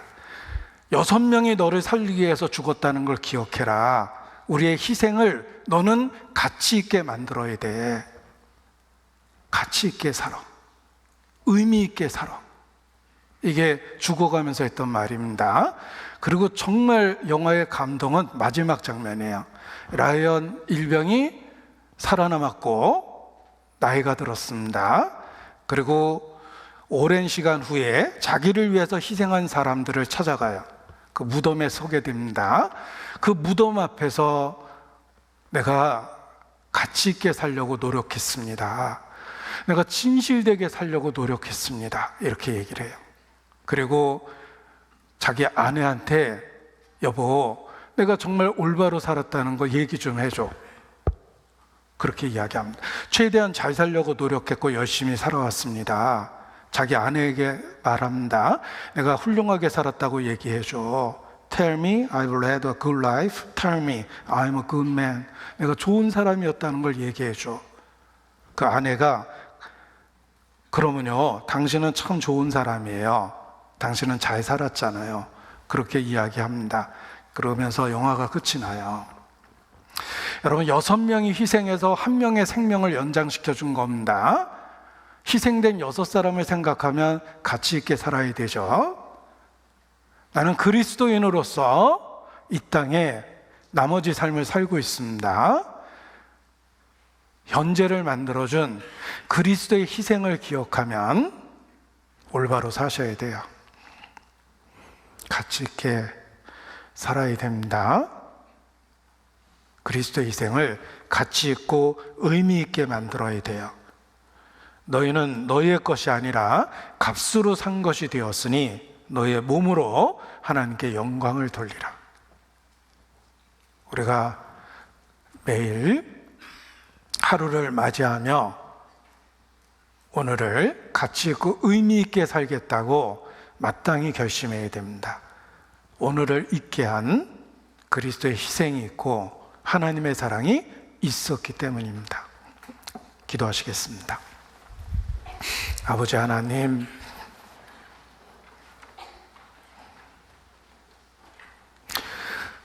초라하고 연약한 우리 자신의 모습을 하나님 앞에 고백합니다. 때마다 일마다 능력과 은혜를 더해 주셔서 하나님의 자녀답게 살 수 있도록 붙잡아 주시고 이끌어 주시기를 주님께 기도합니다. 매일의 삶이 그리스도의 희생에 화답하는 가치 있는 삶이 될 수 있도록 주관하시고 하나님의 영광을 나타내 주시옵소서. 이번 명절 오고 가는 길도 권능으로 지켜주시고 만나는 모든 사람의 대화 속에 함께 하심으로 그리스도를 증거할 수 있는 기회를 얻을 수 있도록 도와주시기를 주님께 기도합니다. 주께 의지합니다. 고마우신 우리 구주 예수님의 이름으로 기도드렸습니다. 아멘.